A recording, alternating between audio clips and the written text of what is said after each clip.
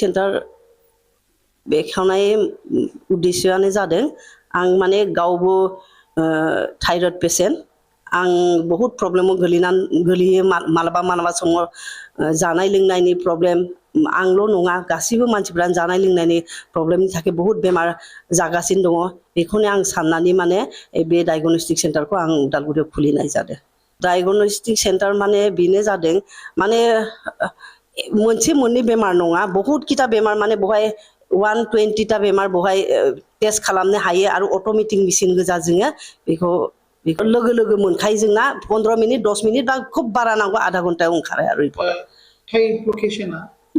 लकेशना जाबाय public health centre Udalguri बे पुराना हस्पिटाल बे फार्मासि लाइनाव बिनि अपोजिट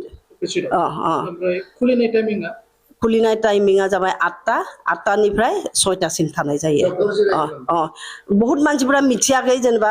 कल्पना डायग्नोस्टिक सेन्टार खुलिदों होननानै कारण गोदान बे बिल्डिंखौ बनायगासिनो दङ मानसिफोरा साननो हागौ माथो बहा खुलिदों बेखौ जों फेसबुकफोराव नुदों मानसिफोरा किन्तु सानदों अबेथो खुलिदों किन्तु बे बिथिं गुदलि फैनाया बिथिं लामाजोंनो हाबनोबो हागोन बे सिधा लामाजोंबो हाबनो हागोन आरो डक्टर जिरायगोन जोंना 1टानिफ्राय 3टासिम गिदिर जेनेरेसननि डक्टर जिरायगोन एमडि डक्टर जिरायगोन आरो 3टानिफ्राय 6टासिम साइन्स स्पेसियलिस्ट डक्टर सासेया जाबाय मुम्बाइनिफ्राय ओमफ्राय सासेया गुजरातनिफ्राय गासिबो बेमारखौ नायनो हागोन आरो जुदि सोरबाफोर फैनो हायाबाबो न'फोरावबो जों भिजिट खालामगोन थिग बेबायदिनो नोंथांनि बे डक्टरा मा माबे समाव जेरै बे फुंनि बेलायावहाय साइन्सबो होयो नङा बे साइन्सआ जागोन 3टानिफ्राय 6टासिम एजेड डक्टरा जागोन 1टानिफ्राय 3टासिम फुंनि टाइमाव नङा दङ बेखौ जों 100% जों खालामखागोन बेखौ खालामखागोन माने गावसोरो आंनि नम्बर 7002561941 आव कन्टेक्ट खालामबानो जों हजों भिजिट खालामगोन जेराव दङ बहायनो भिजिट खालामगोन मोनगोन माने जों मोनसे मोजां फार्मासि जिहेतु जोंनि फार्मासिखौ गैया जोंनि मेडिसिननि गैखाया जों मोजां मोनसे फार्मासि कन्टेक्ट खालामगोन जिहेतु जोंनि डक्टरफ्रा जि बहाय जिरायनानै जि मेडिसिनखौ लिरगोन बे मेडिसिनखौ जोङो अर्डार खालामनानै बेयाव एभेलेबेल खालामनानै दोनगोन जों जानुवारि 22 आं बेखौनो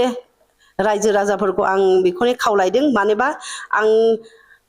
माने मालायखौ सहाय खालामनो मोजां मोनो जिहेतु बेलेग इउनिक सेन्टारफोराव जोङो एसे बाराबा आं एसे जेसेबां हायो आं एसेबां खमाव लानानै आं रिजाल्टखौ मोजां होनो होननानै हास्थायगोन आरो जोंना मोजां होखागोन मानोबा जोंना टिएमसिआव इन्जिनियारफ्रा सानै दङ बहाय टिएमसि हस्पिटालाव मावनाय इसोरखौ जों इनभाइट खालामदों आरो जिहेतु जोंना डक्टर सानैबो दङ बेखायनो जों मोजां सार्भिसखौ होनो हागोन होननानै आं मिजिंथियो नहीं मेरा वो घर का ओनर है उसका बहुत बोला है लाइक हम लोग नया वाला डायग्नोस्टिक खोल रहे हैं आप एक बार आके देखने के लिए बोला था मैं आया है देखा है सब नया इंस्ट्रूमेंट्स है और जो इंस्ट्रूमेंट्स जो लाइक ब्लड टेस्ट जो प्रेसाइज टेस्ट होता है वही इंस्ट्रूमेंट्स है ये सब लाइक जो नॉर्मल लाइक यूजुअल टेस्ट होता है हम लोग सीबीसी करता है केएफटी एलएफटी जो लाइक रूटीन इन्वेस्टिगेशन करता है वो सब इधर है ठीक है और वो सब इन्वेस्टिगेशन के लिए लाइक जो डायग्नोस डिवाइसेस चाहिए वो डिवाइसेस भी है लाइक वो डिवाइसेस बहुत प्रिसिशन में मेजर करता है सो अगर इधर आने से रिजल्ट्स सब अच्छा मिलेगा नहीं एक्चुअली इसको रीजन क्या है उन लोग का एजुकेशन नहीं है इतना एजुकेशन नहीं है अगर एजुकेशन होने से भी वो लोग मना करता है ये सब नॉर्मल है ऐसे बोल के डॉक्टर को नहीं दिखाता है लाइक वही मेन प्रॉब्लम है अगर हम लोग इधर रहेगा सो कुछ प्रॉब्लम होने से इधर लेके आने से हम लोग बता दूंगा अगर लाइक क्या क्या है बाद में क्या क्या प्रॉब्लम आ सकता है वो भी हम लोग बोलेगा और इम्यूनाइजेशन कभी कभी लोग नहीं करता है वैक्सीन नहीं देता है और लाइक 6 महीने का पहले क्या देना है 6 महीने का अंदर मतलब जन्म होने के बाद 6 महीने का अंदर वो लोग लाइक वो दूसरा आइटम्स भी खाने के लिए देता है वो सब इधर आने से हम लोग अच्छे से आराम से उन लोग का बता दूंगा हम लोग उसका बाद कुछ फॉलो भी हम लोग करेंगे। उसका उसका बस मेरा नंबर भी मैं देगा। अगर कुछ प्रॉब्लम होने से इधर नहीं आ सकता है, लाइक अगर बहुत दूर होने से उन लोग मेरा मोबाइल में फोन कांटेक्ट करने से भी हो जाएगा। अगर वो थोड़ा थोड़ा छोटा छोटा बीमारी होने से मोबाइल में हम लोग कांटेक्ट करके बता दूंगा। अगर सामने कुछ फार्मेसी वाला होने से दवाई भी देगा। अगर वो बड़ा बीमारी होने से हम लोग बोलेगा, लाइक सामने कुछ हॉस्पिटल होने से एडमिट करने के लिए। वो ऐसे ऐसा छोटा छोटा चीज है, उन लोग को नहीं पता है। अगर उधर इधर आने से हम लोग बता दूंगा। इधर लाइक छोटा छोटा बीमारी के लिए इधर बाद में इधर छोटा छोटा बीमारी के लिए भी इधर आने के लिए जरूरत नहीं है, क्योंकि हम लोग तो फोन में ऐसे मोबाइल में कांटेक्ट करके हम लोग सब कुछ प्रॉब्लम होने से बता दूंगा। पैसा का भी जरूरत, लाइक पैसा का इतना नहीं सोचना है, लाइक हम लोग इसे ठीक करेगा। अवेयर नहीं होता। हाँ वही है अवेयर नहीं होता है। तो जैसे कि बच्चे लोग को बीमारी फैल जाता है, मेन रीजन क्या है कि छोटा बच्चा को बीमारी फैल जाता है? वही है एजुकेशन नहीं है। पेरेंट्स पर एजुकेशन नहीं है,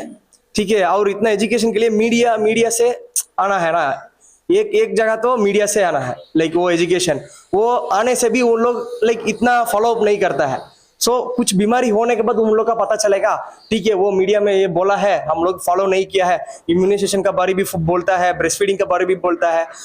ज्यादा चीज है उसका बारे उन लोग का पता है बट फॉलो नहीं करता है। वो बच्चा बीमारी होने के बाद उन लोग का पता चला, ठीक है हम लोग फॉलो नहीं किया है। उसका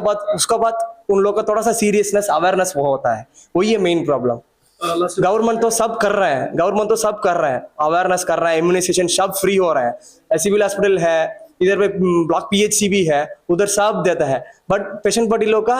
लाइक अवेयरनेस नहीं है। वही मेन प्रॉब्लम है।